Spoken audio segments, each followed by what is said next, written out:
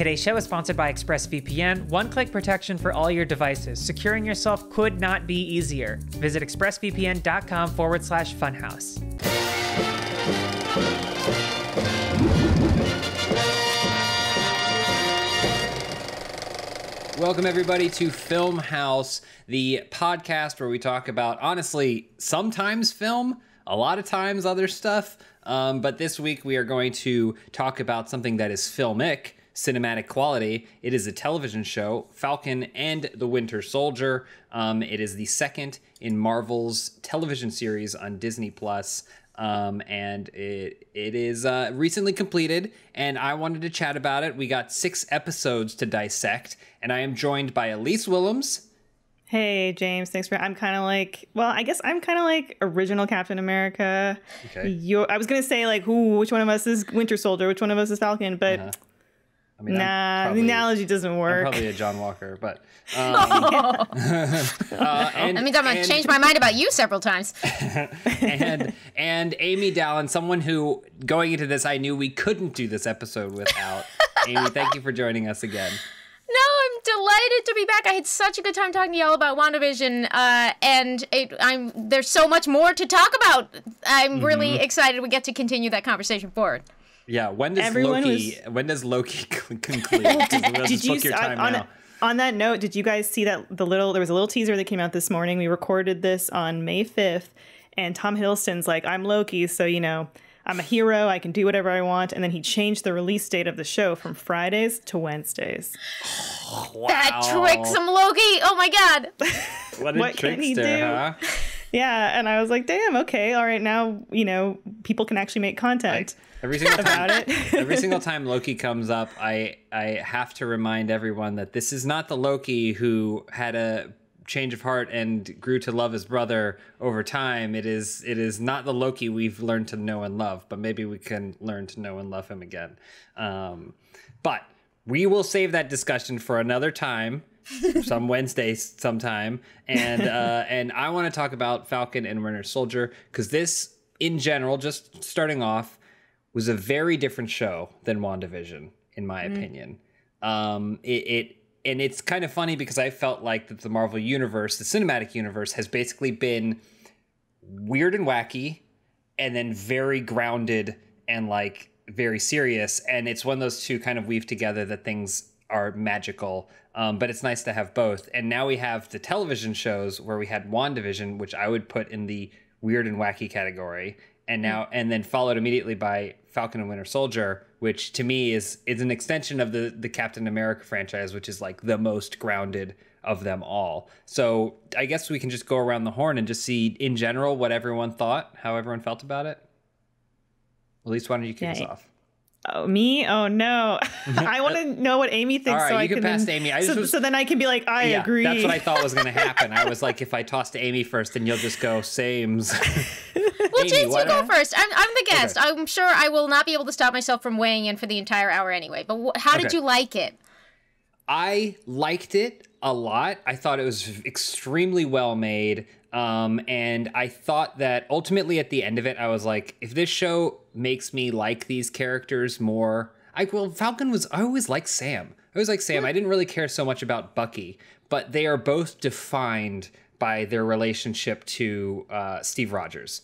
And so I basically wanted to walk away from this and say, I'm excited to see what these two characters are going to do without Steve in the future. And it succeeded on that for me.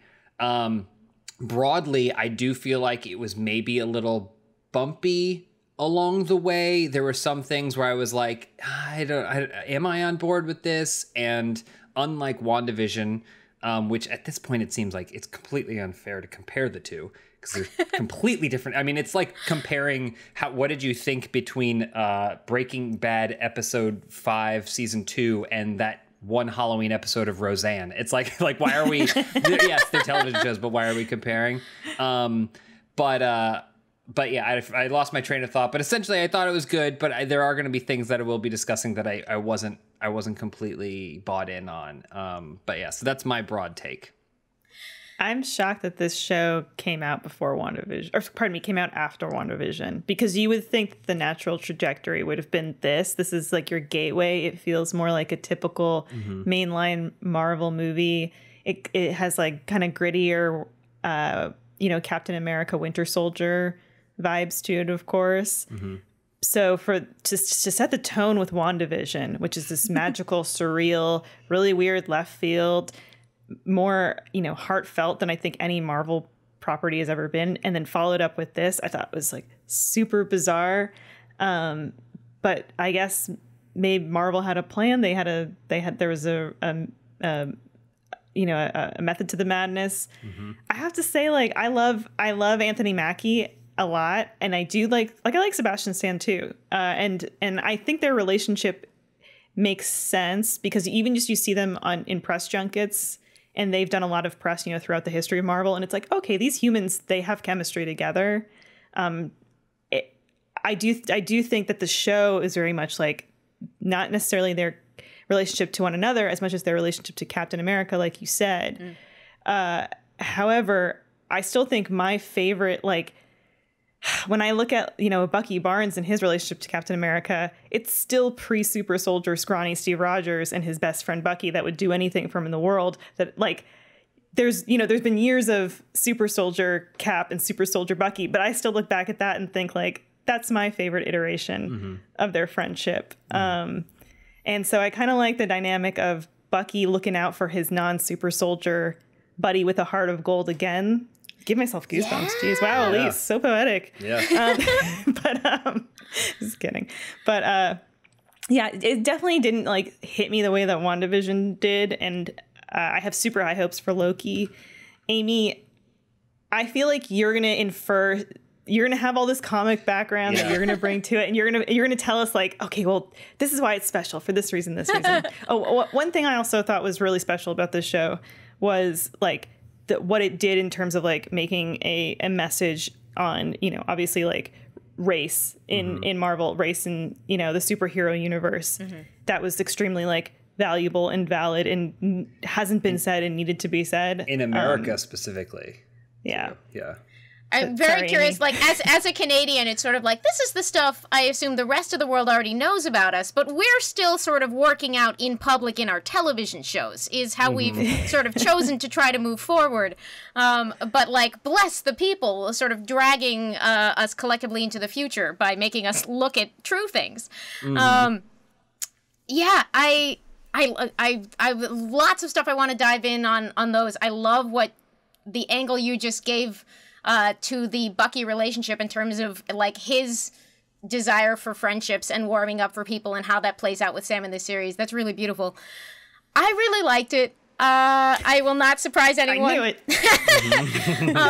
By saying that, coming out of Endgame, and we're going full spoilers on this. I'm just reminding myself it's okay to talk about. Coming out of Sam getting the shield, when I was sort of well, you have two choices here. You can either mess this up by never following up, or you can give me some Sam Captain America content. And they were actually, option 3.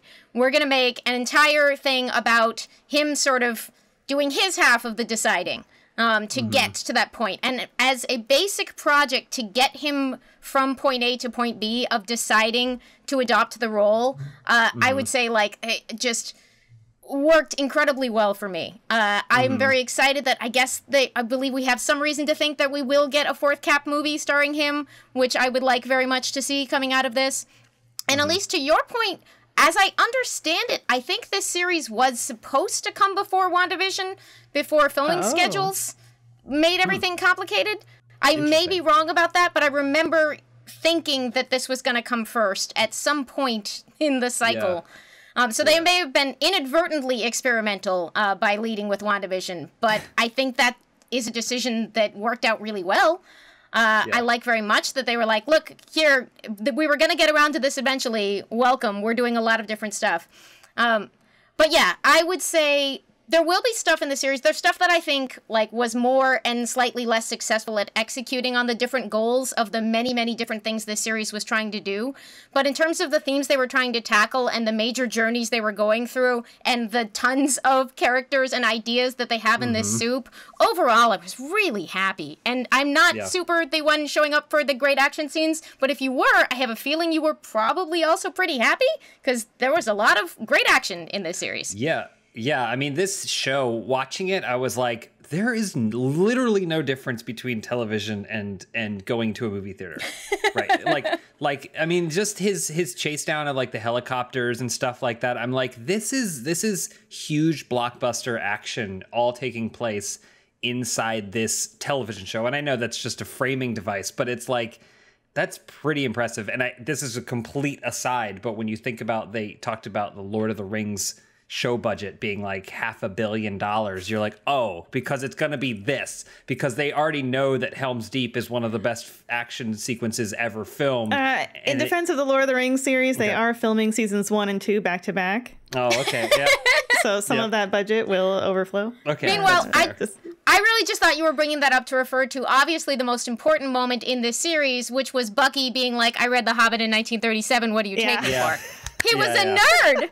Yeah. Which I did like. I always liked the like, I'm schooling you, youngin', because I was there. I had a not to derail this, but I had a class in university where like it was in environmental politics, and there was this man in my class who must have been at least 80. But you kind of got the vibe that maybe he just like was like, I'm 80, I'm going to finish my degree because I'm a badass old man. And our professor was talking about how there had never been an earthquake in Toronto that reached a certain like point on the Richter scale. And this old man like put his hand up and he went, actually, there was in 19 And my professor was like, well, you know, no, actually, I'm so sorry, but there was not. He was French. And then the old man said, well, I would know. I was there. Yeah. He knocked the milkman to the ground. It was the biggest like old man flex I had ever seen. Yeah. And I think the class clapped. Yeah. Pretty amazing. Well. That old man was riddled with dementia, but sure. Yeah.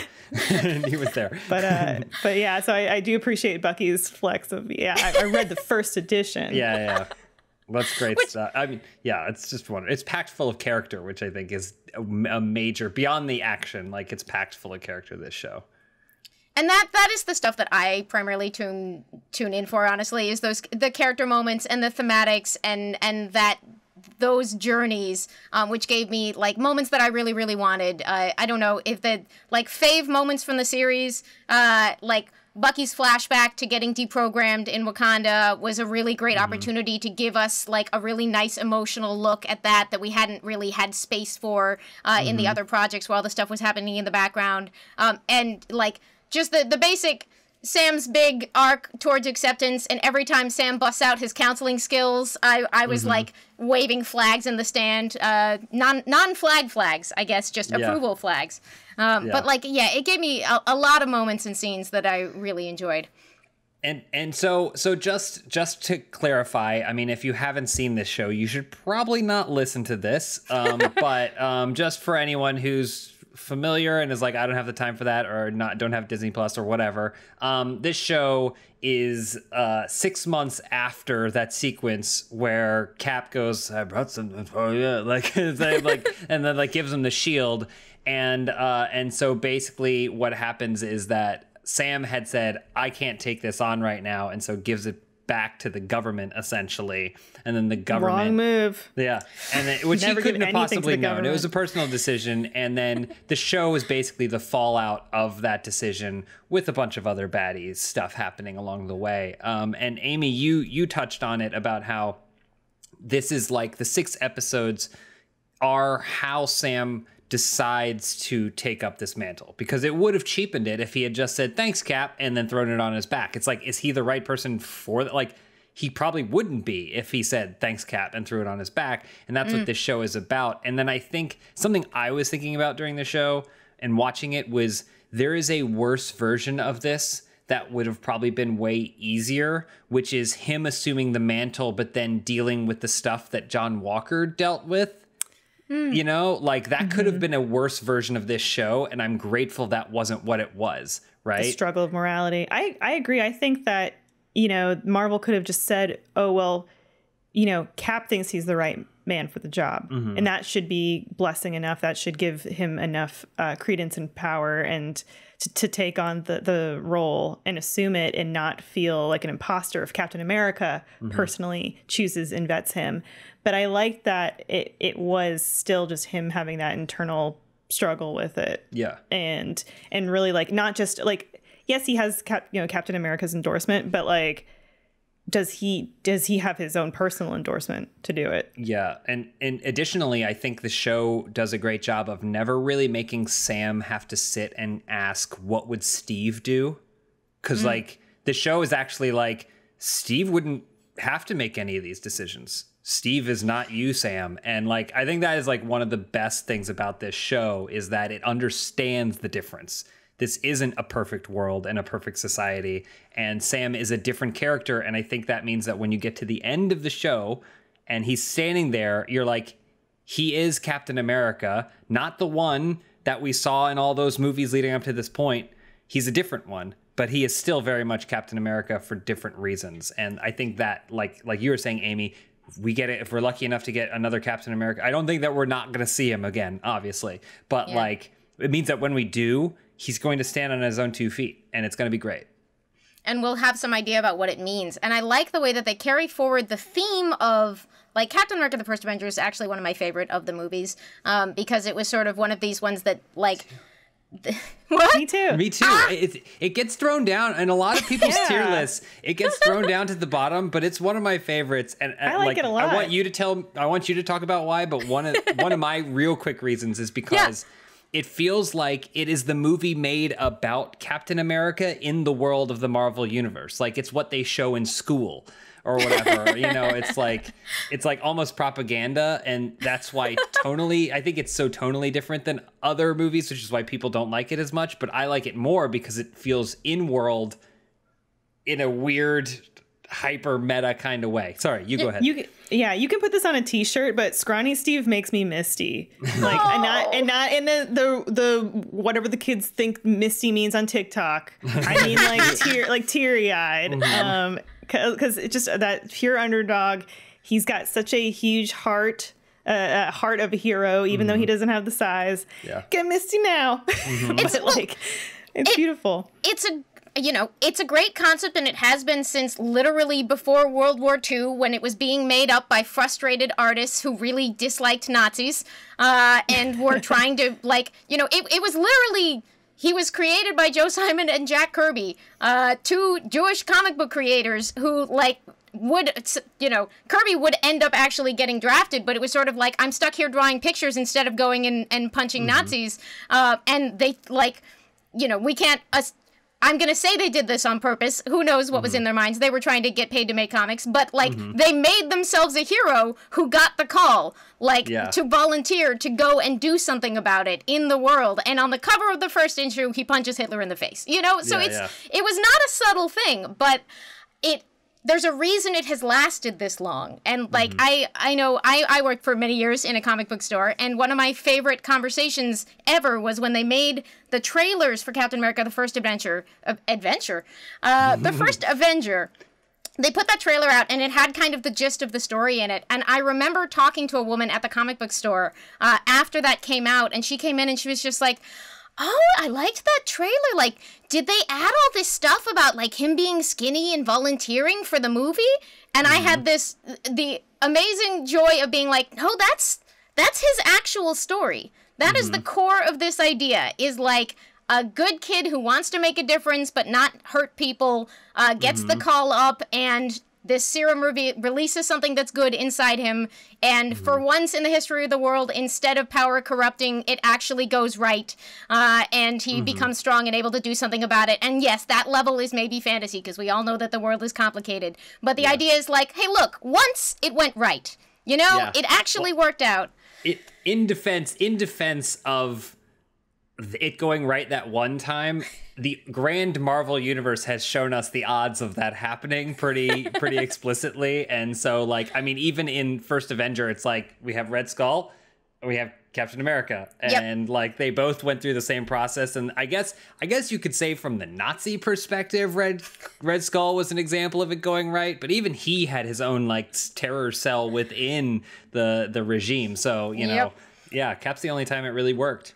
And what I love about that idea is that theme carries through in terms of Sam, in terms of being like, the qualities you already had are what make you the right choice to be Captain America. And it's a point I heard made a lot that I really liked, is that what we get out of John Walker in Falcon and Winter Soldier is essentially, this is the guy that Tommy Lee Jones would have picked in Captain America, the First Avenger, when he was like, give me the best soldier and we'll put him on the serum and it'll work out great. Like, but as we learned over the course of First Avenger, that was the wrong impulse. He was not the right guy for that, whatever that other soldier's name was. You needed different internal qualities to be the right fit for that. And over the course of this, spoilers for the TV series, John Walker's not the right fit. Sam Wilson is the right fit. Yeah. Oh yeah, and the Super Serum is obviously like a big plot element and device of this show. Like the conversation of, we're making a new super soldier, and what does that look like, and what's the character of that person to carry this big responsibility and burden? What does it mean to be a hero without the super serum? What does it mean to be a group of people that were, essentially like, parallels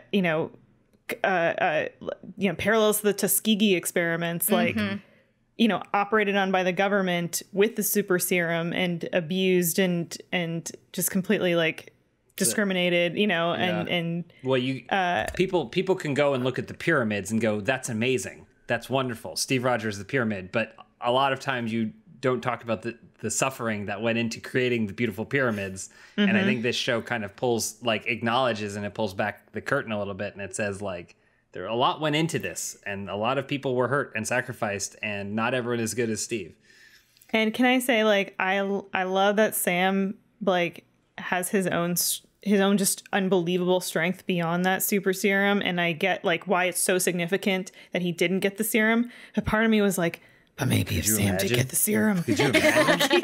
He'd be so strong. Like, think of what he couldn't do. Give it to Red Wing. Red Wing on the serum. Yeah. I would have been like, I'll allow it if they did, thematically, I love that they chose not to, but I also would have been like, I mean, if it probably would go okay with him, but it was his choice. Well, I was gonna say, I was imagining a scenario where someone like hits him with it. Like, and he's like, no, and he's like, and he goes, and he gets hit with it, and then he's like, oh, well, I guess I'm strong now, but morally, I did not do this to myself. You see the syringe hits him, but then you see him like, and then you see the syringe filling back up with the fluid. Yeah. He's forcing it. He's forcing it out of his, push it back. May I ask, were y'all familiar at all with Isaiah Bradley before this run? Not really, no. I think so. He's been kicking around in the lore. But how did that material work for y'all? Because that was, in WandaVision, like when they would do things like show the twins, and I'm cheering in my chair because it means a ton to me, but like they haven't explained to the audience what's going on there. His material is drawn from a miniseries called Truth, Red, White, and Black that was published in 2003 by Robert Morales and Kyle Baker. And it is a substantially similar, it plays out differently, obviously, in the way a lot of the stuff getting adapted does. But like, I remember reading that when it was new, and it was one of the things that really sort of opened my brain up and taught me some stuff and made me Google some stuff and learn a little bit about the world that I hadn't known in that miniseries. But it got me real good that they actually used that material in this series. How did it go for y'all? For me, like you mentioned, like the character moments earlier, your favorite stuff. Same for me. Like I appreciate a good combat sequence, but especially with WandaVision, which is so much character moment based, like that's what I liked in this show as well. And anytime he showed up, I was super into it. Thought that those were some of the moments that got my attention. If I had been, stopped to look at my phone for a minute, I was put it down. Carl only shows up on screen and you're like, yes, I'm listening. I'm not looking away. And some of those like those moments where you're like, oh, there's more. there's more to this show than just, buddies, these two buddies. And also, like, full spoilers, the final scene where they go to the museum and the exhibit, it's just like, that's the payoff of the show, in my opinion, was like that moment, Yeah. I think that was probably the single most emotional moment for me in a show packed with emotional moments.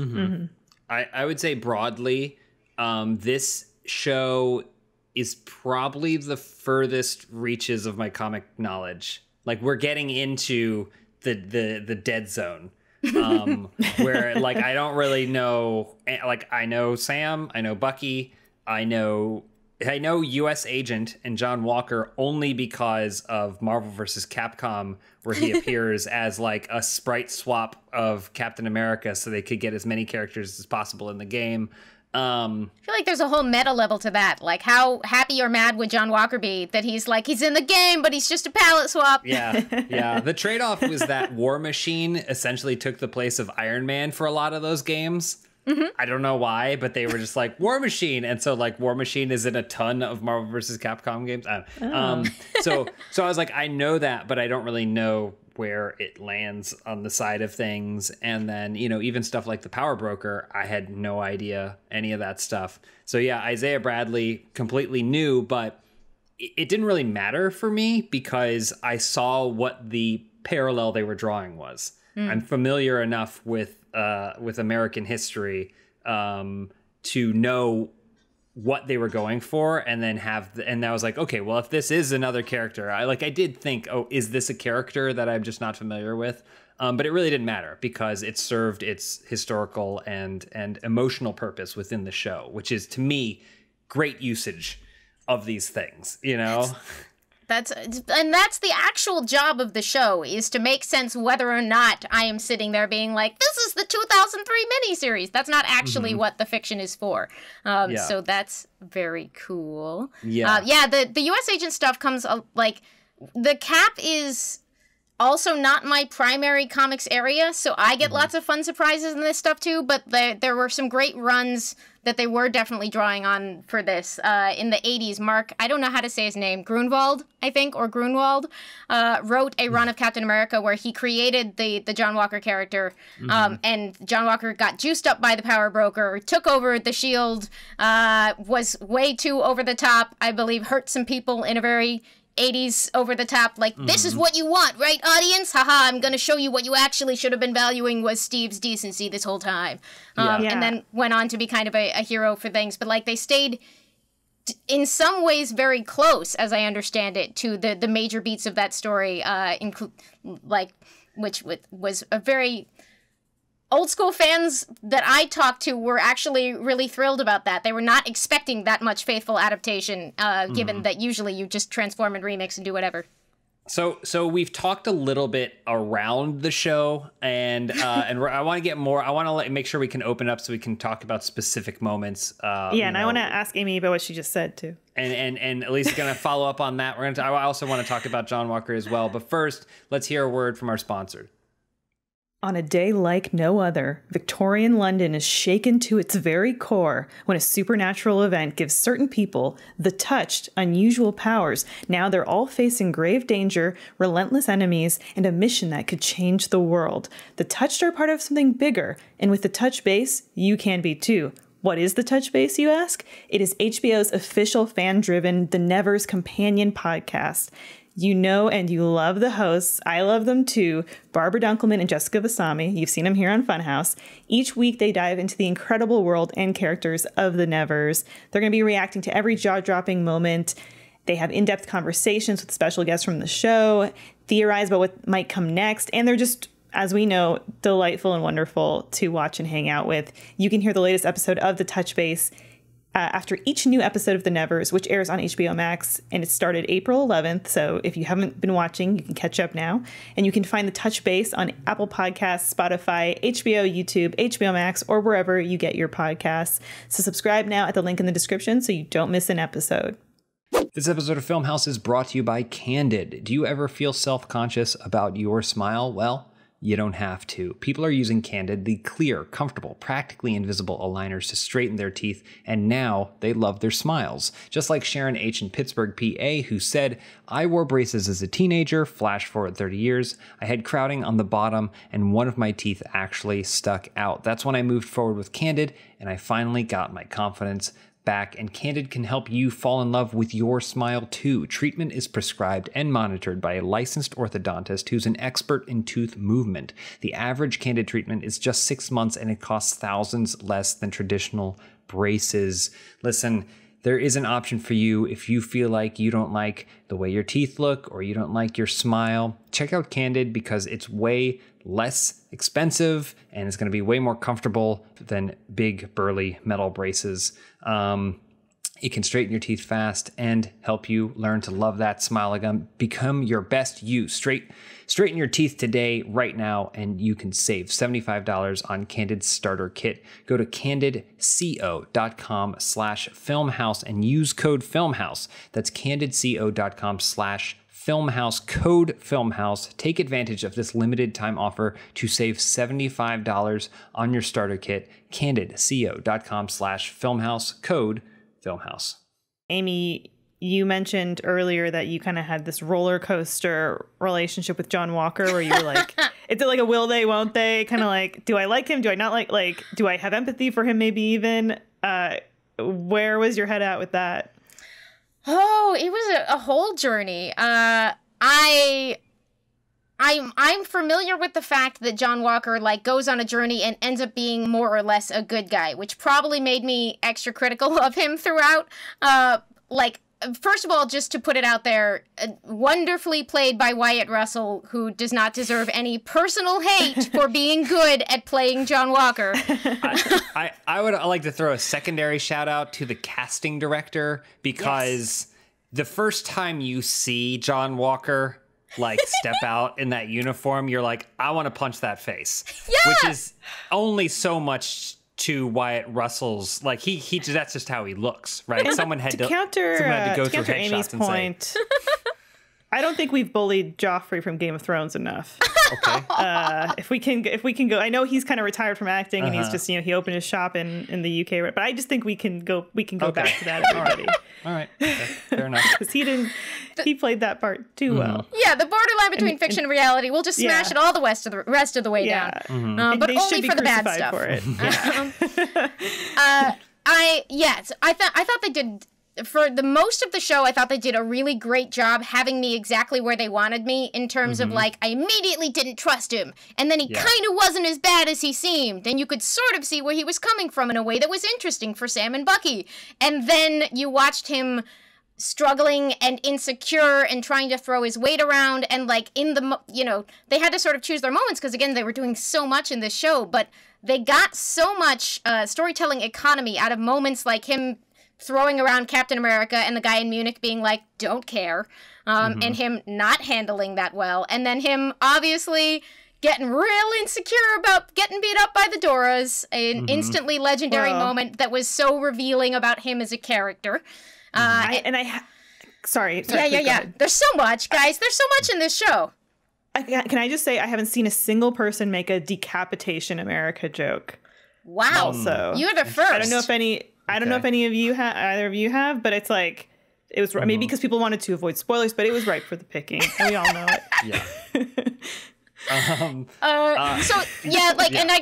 I never got fully back on board with him after he, freaked out and beat a man to death on the street. Decapitation. That is kind of, and again, I like the show, but there, like I said at the beginning, there were some things that were for me rough patches, and I think his trajectory and the jarringness of it was one of those rough patches. It ties into some other aspects of the show, which are I wasn't sure where the accountability was for any, I didn't know who was sending whom where. Bucky and Sam would be like, let's go check this out. And then they would be in Eastern Europe somewhere. And then he would show up in a Jeep. And I'm like, who, I don't know who's coordinating this. And not that I want to get into the weeds on the bureaucracy of the governmental system, but it was weird because he's like, you're getting in my way. And I'm like, wait, so are you just a vigilante too? it was just, and I feel like you needed some of those checks to be like, is he actually working outside of the US's agenda? Like, is he, or whatever, is he actually being rebellious? Or, because that adds a whole nother layer. If there's a scene where someone says to John, find him and kill him, and then he does just that, and then there's another scene of him getting stripped of like all of his achievements and said, you're out of the military, you get no pension, you committed your whole life to this, and you're done for, then that like adds a different layer. So it's like, there were some things that I felt like that might have been missing on the clarification of why he felt this need, because the insecurity stuff, all that worked. But there were certain other things where it's like, why? I don't know why he was so invested, or like why he was making some of the decisions he was making and for whom, because it didn't seem like he was making it necessarily for himself. You know, he wasn't like Judge Dredd. So, you know, it was weird stuff. But I definitely agree that one of the areas where I would have loved even more time with the show was to sort of make clear, like, you know, Sam is also a former soldier and he's still doing contracting and he's calling Joaquin, who's another comics character, for help. But it's sort of unclear, like you said, I was never 100% sure, like, are you on a job right now? Are you allowed to be on this jet? Are you, like, if we're making a critique of power structures, how do you currently fit into it? But it was the major beats of John worked for me in that way. It did tend to undercut like the sadness of him getting stripped of his titles, that it was sort of unclear. You know, I felt like I really watched him lose it in ways that were specific to him and not just the circumstances he was put in. Although, like, I love that they were, again, I love the themes they were working with. I love that they were trying to do a critique of institutional cultures in the government and the military. They were just trying to do a whole lot of things, and it was sort of, I would have loved like 22 episodes. You probably could have gotten me fully to root for John Walker doing the right thing in the last episode. It just happened real quick because we had 6. Yeah. Just real quick, you talked about Tommy Lee Jones in the first Avenger, right? And I think that maybe the show needed that, because John Walker was essentially surrounded by pretty good people, you know? Or you introduced Julie Louis-Dreyfus earlier in the show. Like, even her agenda is unclear. She's by design. But I feel like maybe you needed some other character trying to push him in a direction, because that senator leaning on him to be like, get results or we're taking the shield away. Yeah. Like, because he obviously had personal stakes, but he was also surrounded by like really good supportive people. Like, his wife was supportive and his partner was like incredibly supportive, you know. R.I.P. Lamar. Yeah. Who's like, so you always make great decisions. And I was like, we don't see one until the final episode, but I believe that you believe that, Lamar. But it's like, why do they see that in him necessarily? And, you know, some people are just screwed. And maybe John Walker's just screwed, but it was weird to imagine he got to this point hiding something, like hiding some sort of tendency himself, unless it was like ingrained in him through him reaching this point that he needed to achieve something in a certain way, and the only way to achieve it was through these more aggressive means or something like that. That was my only critique. I did also think maybe it was trying to make a commentary on PTSD in soldiers in the military. Obviously, like he gets put into this situation, and there's that, you know. Yeah, he clearly has baggage, and they allude to that baggage, but it didn't seem like, it seemed like that was like a known factor. So I don't know. I was waiting for some other shoe to drop before he got to that breaking point. Weirdly, like I felt like his journey to going over the edge made sense to me. So I don't know what I'm asking for that they didn't give me, because I loved that they talked about how he has mixed feelings about his own accolades. I loved that they referred to sort of the things he was trained for. I love that they painted the picture with him being a winning high school quarterback, that this is a guy who was just, he was the best, and he couldn't handle not being the best. But somehow when you put them all together, I didn't totally feel like I tracked enough to sort of... He's so likable when he's happy about his outfit at the very end, and I'm like, I just like you now because you're very happy, but I do still feel like maybe you are dangerous and you didn't have the dark night of the soul that you probably should have had about the thing you just did. Yeah, I agree. Yeah. I agree. Amy, what was your reaction to the Baron Zemo inclusion? This Baron Zemo was a very different Zemo from the one we got in Civil War. And I like them, although I'm not sure how well they sort of fit together. Because in Civil War, he's very much, I'm an everyman. And in this one, I'm sort of like, you are delightful and I love to watch you, but I can't take your critique of power seriously while you're on your private jet. That's just a me thing. But also, like, as a comic book fan, it was really fun to watch him be more Baron Zemo-y. To be like, I believe you're going to maybe possibly put together a team of supervillains at some point. That could happen. I don't know. Where did y'all come down on Baron Zemo, other than just he's real fun to watch? He is fun. He's cartoonishly fun, which may be like in this, which is a grittier, realer world. It's a little, he's eccentric villain. It's fun. I like, it maybe wasn't like the cameo that would have put it over the top for me, but he's fun.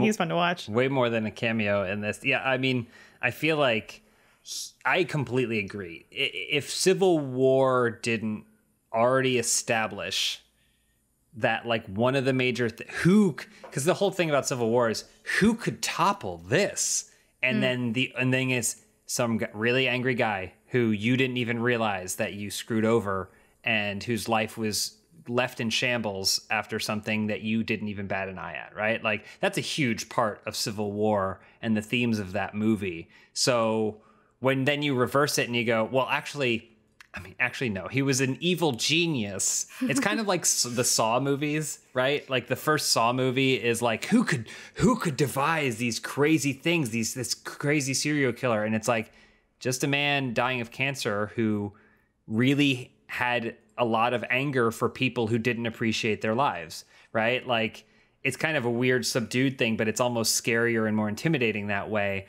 But then when you get into Saw 5, 6, 7, and 8, and you're like, he's still alive and he's like a god and like he just likes doing it because it's fun. You're like, well, okay, some of them it's his apprentices. That's fair. Sorry. I know I didn't want to cross Saw. I know Elise is a spiral head is a term. So that being said, this Zemo was more fun, and I think came into the show at a point where it was needed because Sam and Bucky weren't fun. They're serious. They were very serious, and it wasn't even like good cop, bad cop, or like straight man and funny man. They were both kind of like down in the dumps, justifiably, because of where their characters are. And so for this guy to show up and be like, hey, why so serious? Kind of like in a fun way, and like, let's hop on my private jet and like go around here. I got a purple hood for no reason.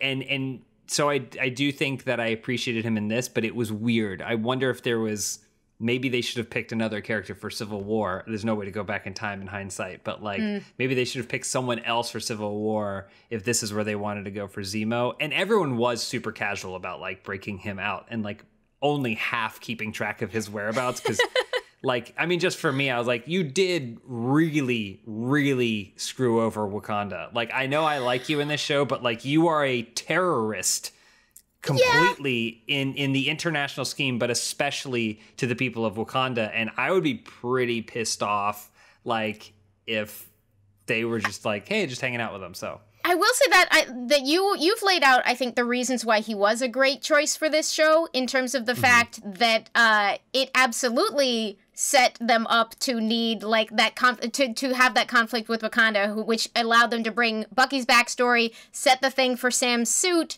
and give them a really effective sort of force that they needed to work with / against. And like, plot-wise, that stuff all laid down perfectly. And personality-wise, he was a great foil for Sam and Bucky to sort of have these conversations to sharpen, like, you know, because I love Captain America making big moral speeches, and having a Zemo to sort of argue against throughout before you get to your final speechifying to help him refine his perspective and be like, do I agree about what this means about power? Do I agree about these dangerous tendencies? Do I, like, it all laid that groundwork for his big final speech to the powers that be, which I was a big fan of.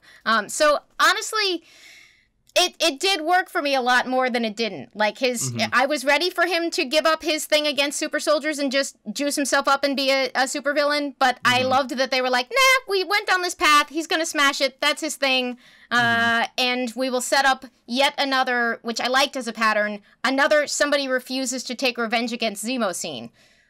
Which obviously one of the best moments in Civil War is T'Challa being like, I'm actually better than that. And for Bucky to be like, I actually have arrived at my own, I am better than that. You can't control me. I'm all over the place. But he worked a lot more than he didn't for me. Yeah, for sure. And again, I think it's when you look outside of these 6 episodes that you start to find like, oh, that's weird. But he's and consistent. I didn't really think about giving Bucky that growth moment. So that's a really, really good point. Yeah. They did some like Sam is my whole heart in this series, and I think that the reasons I'm so happy about it are mostly that it worked for what I wanted it to do for him. But some of the stuff they did with Bucky I thought was sort of surprisingly subtle. Like, I didn't even notice until someone pointed it out that, like, he sleeps on the floor in his own house, but when he finally gets to Sam and Sarah's place, he can sleep on a couch, and he's sleeping through the night. Like, just little, like, showing him smiling, being honest about his nightmares to Sam. Like, his arc happens sort of in the background, but I thought it was really powerful. Yeah, I agree. Him showing up to, like, the boat party. So like, I brought corn or whatever. When did he show up? Like store-bought cake, I think. Yeah, store-bought cake. Like, that stuff is really, really good. And like you said, it is tough. It is 6 episodes, which really isn't a lot. And I'm glad that I'm sure in the writer's room they got a point there. Like, we only have time for Sam or Bucky, and it feels like every single time they chose Sam, which is the right move, because this is Sam's show. Bucky is in it. He's on the title, but it is Sam's show. And I think that's the way it should be because it's stronger for it. But yeah, there are so many subtle things that like happen in the background that I feel like a second viewing would help a lot.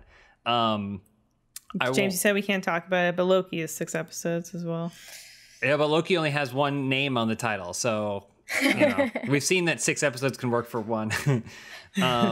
But I wanted to say one more thing about Zemo, and I think it goes back to what I was saying about, like, I'm not sure who's in charge right now in the status of the MCU, because it starts with him in a prison, that they break him out of a prison, and then they're like, at the end, they're like, we're taking you to the raft. And I'm like, what? He was already in prison, right? Like, what? Who? Is there some sort of reason? Did Wakanda not want him kept in that other prison, and why do they feel the need to transfer him? And is this a worse prison because technically he was broken out? He didn't break himself out, and I feel like he shouldn't be held accountable for that. Like, if a prisoner breaks out of a minimum security prison, then yes, you have to put them in a harder prison. But he was helped by Bucky to get out, and so I was like, I don't feel like he should have to bear the burden. He was involved. Yeah, but I mean, still, I feel like he shouldn't have to bear the burden of now going to an even worse prison, or better. I don't know. It was just a weird thing where they were like, "That's it, Zemo, you're going to prison," and he's like, "Yes, that's where I was a couple weeks ago." He's like, "I love prison." Yeah. But I thought it was funny. I also think that he served a good purpose because he, in a weird way, was a better parallel for Karli, right? Which is good. I think that Marvel has historically had we talked about this on the WandaVision a podcast, where it has historically had an issue with just basically taking their main character, putting a mirror in front of that character, and then now they have their villain, right? So the features are reversed, and maybe their colors are a little bit of a different hue. But that wasn't the case in this show, and I was grateful for it because it felt like Zemo and Karli were like the weird flip-flops of each other, kind of. That being said, I would love to hear your thoughts on her, both of you, on her and her as a villain in this show. What you thought about that. I should say Amy, antagonist. Please. I love that I had not thought about specifically contrasting her with Zemo. I think she almost also has an interesting parallel arc to John Walker, because they both are at least sort of we're kind of supposed to like them, we're kind of supposed to understand that they're making bad decisions, but she and John are both like, please do the right thing. Oh, no, you didn't. Like the sort of, it's going wrong in both of those cases. And although Sam retains a ton of sympathy for her, the show is very clearly just showing her escalating, kind of freaking out the people around her. I will say, okay, my overall thoughts on Karli, I thought she was really fun to watch. I struggled with understanding I understood thematically what the conflicts were about, but I struggled to figure out the exact stakes of what was going on and the situation of reality, and they chose to sort of slowly roll it out to us over the course of the episodes, so it was like 4 or 5 before I was really getting the, okay, everybody came back, and then they kicked out the new people, and then I'm starting, I would have loved to sort of get all of that right off, although that might have been so exposition dumpy that like people who needed to sort of be drawn in would have been a trade-off there, you know what I mean? So I wish I'd had sort of a clearer sense of my own of where that stuff all landed from the start, so I would kind of understand a little better like what they were fighting over and not just why I might understand her perspective, because the whys made a lot of sense to me. Like, you know, in general, I think if you're paying attention to anything, you can sort of understand that, like, trying to take better care of refugees and change the way power structures deal with the powerless, those are incredibly timely themes. And I was very on board with those broadly speaking, but I did struggle with some of the specifics. That being said, I think one of my favorite scenes in the whole thing is when Sam almost gets through to her before John messes it up. Yeah, it's great. I Elise, what are your thoughts? I like that actress, and I thought she did like a really great job, like compelling to watch. And I agree with Amy that the parallels are super important. And something that these you know post Endgame series have been doing, which is giving us a glimpse of life. You know, the alternate, like, people coming back from the snap, what the ramifications of that were, and just the lives of average people or other people. Like, I really, really like that. The story of the Flag Smashers and everything didn't really, like, it was not really the stuff that when they were coming on screen, I was like, oh, yeah, I can't wait to figure out more of what's going on here. It just wasn't really my, highlight of this show for me. Yeah, I think... I mean, I agree with both of you. Shocker. I thought she gave a great performance. Oh yeah. Because I think that, like what you were saying, Amy, she's really sympathetic. Like she makes a case for herself. The only problem is that then there's a scene of her like car bombing stuff. And like people are like, please don't do this, Karli. And she's like, what? Like, not whatever, because she's a better actress than that. Yeah. But she's like kind of like tears in her eyes, whatever, you know, like. Yeah, they have a scene where they're listening to the news broadcast being like, and a random workman was there and he had babies and he's dead now. And it's sort of like, okay, that's you crossed that horizon, I guess. Yeah. And it's also unclear what she wants. It's a shame because I think Sam does a better job explaining what she's after than she really ever does in the show. Because I was confused too, and took me a while to like, what does she actually want? When Thanos says, I'm going to take out half of everything, you're like, got it, clear. But she had been displaced, and it wasn't until the very end of the series when Sam is like talking to that politician, and they're like, Sam, there's a lot of red tape, and he's like, no, do it.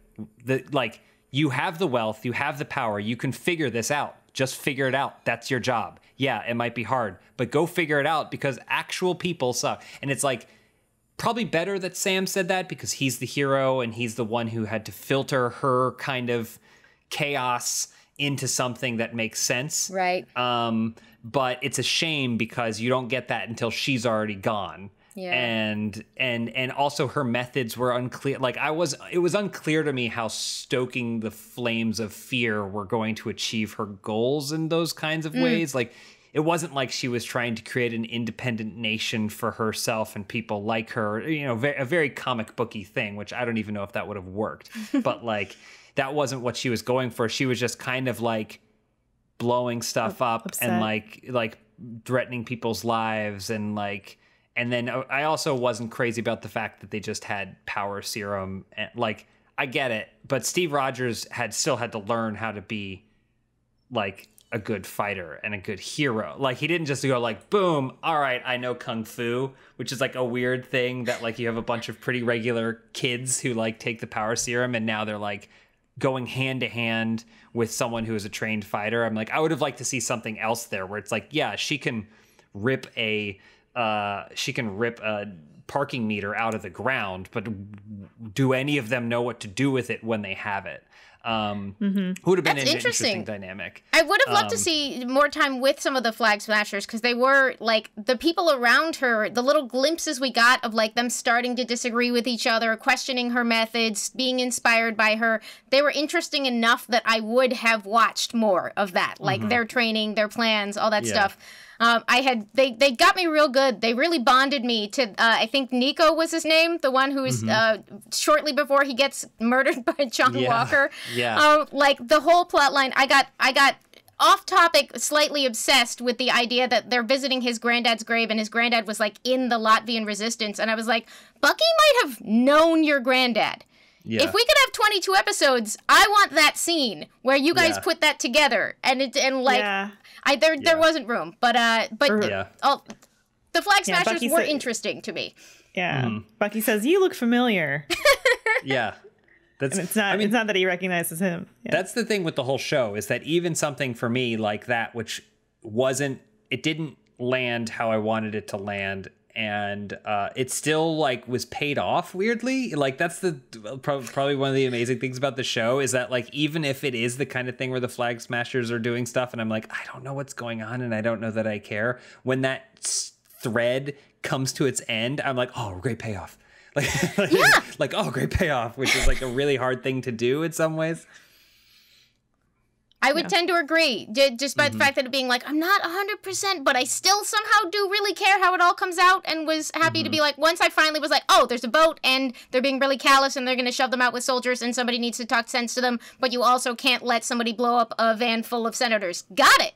I'm on board. That makes sense to me. It just took me a while to get there. Yeah. I would say my final question to both of you is Captain America on the moon? Do we know?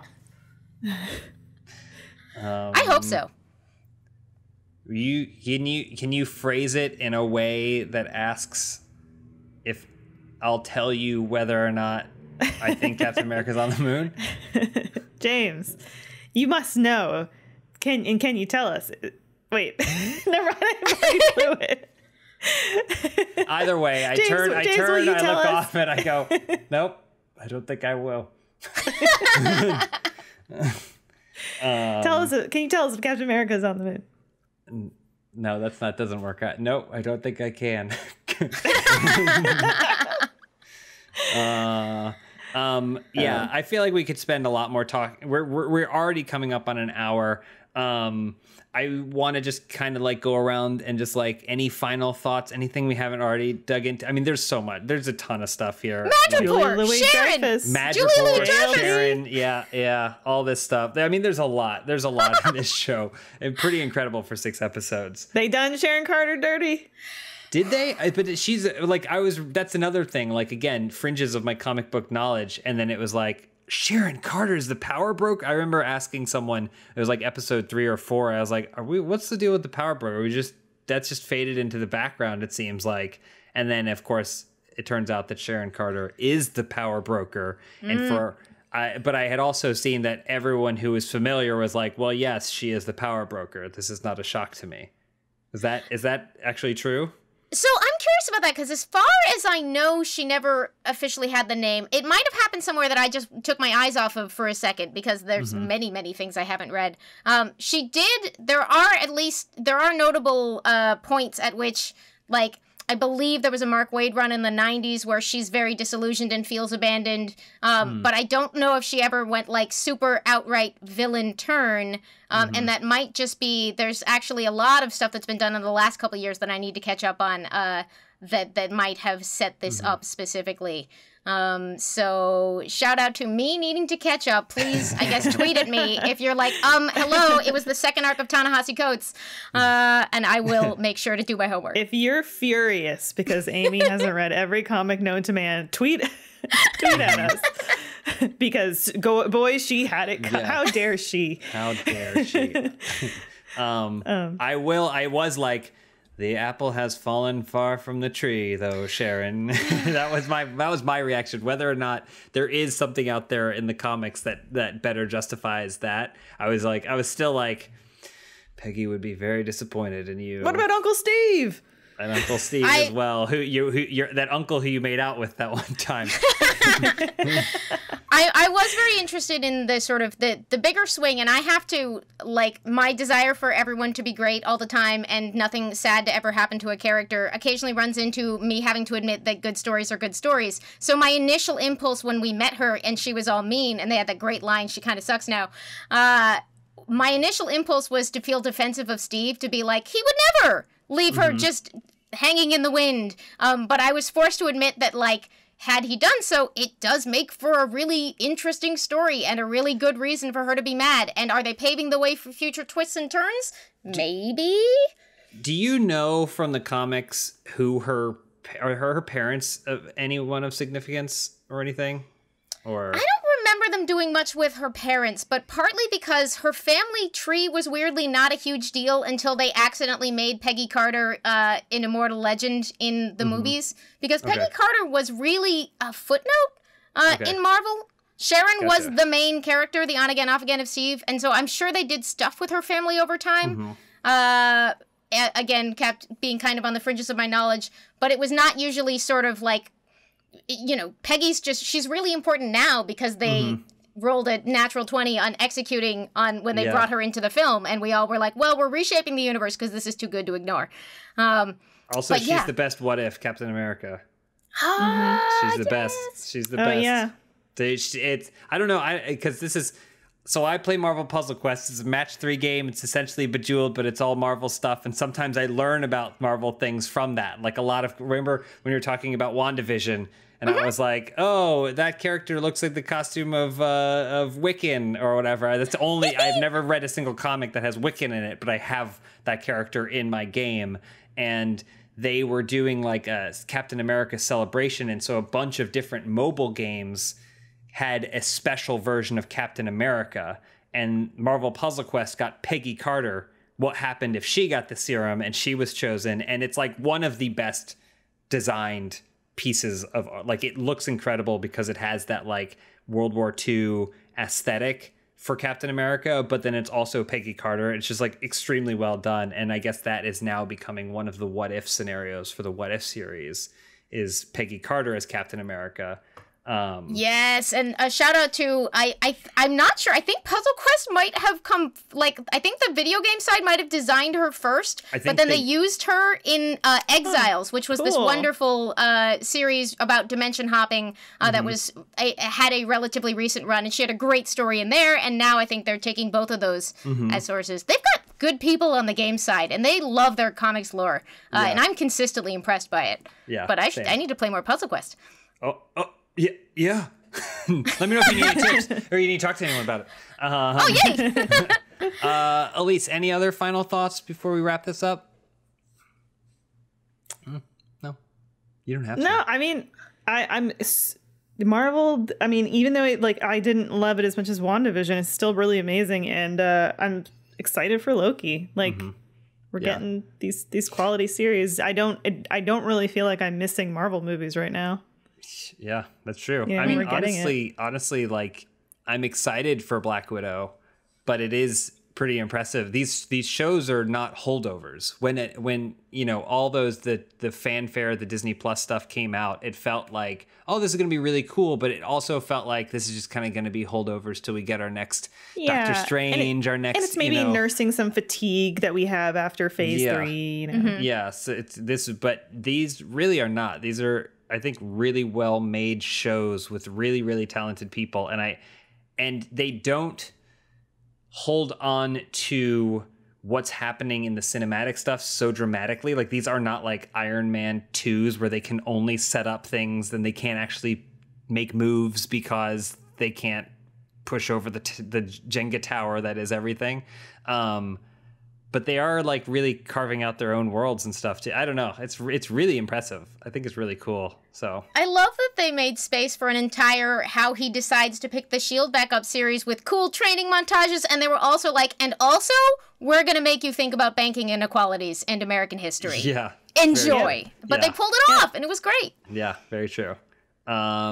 Well, that is as much as it's kind of like the show only had 6 episodes to do a lot and probably could have done more. We only have an hour to talk about it. We could dig into this. I'm sure there's so many other, I feel like there's other stuff we could talk about. I really like thinking about the world. And like you said, we didn't even talk about Valentina. And you gotta Google her. Google her 60s looks. She was a super spy. Like, she's got a thing with Nick Fury. There's so many great possibilities. Okay, I'll dig into that because I was genuinely curious. I had no idea who she was portraying. I thought she was just Selena Meyer. Honestly, I thought Selena Meyer is in the MCU, which I'm okay with. But thank you everybody for watching and listening. Amy, we love having you on. We're going to have you every single time we can have you on. Loki's coming down, but where can people find more of you? Oh, thank you so much. I have such a great time coming on here and rambling my face off about this stuff. It's just fun to talk to y'all about this. You can find me at Enthusiamy everywhere, and you can now find me talking one of my other nerd fave things all the time over at Fandom Tabletop and D&D Beyond, where I have come on as a content producer over there, and I get to make lots more rambling nerd content. So find me on Twitch, find me on Twitter, and find me on D&D Beyond and Fandom Tabletop. That's awesome. It's new. I'm excited every time I say it. Sorry. No, that's you great. Should be. I'm excited awesome. for you. Thanks, guys. Please check that out. Elise, also thank you. Thank you for being here, Elise. Thanks for having me. And happy belated. I don't know how belated it'll be when people are listening to this, but thanks, happiest Amy. birthday. And happy early birthday to you. Thank you. Oh yeah, this is that weird downtime between both of your birthdays that I've lived through And then, so many years. Jake gets thrown in there. Oh yeah. Let's not talk about Jake. All right. We've mentioned Jake, which means it's time to go. Thank you everybody for watching, listening. We'll see you next week with another episode of Filmhaus. Bye everybody. Bye.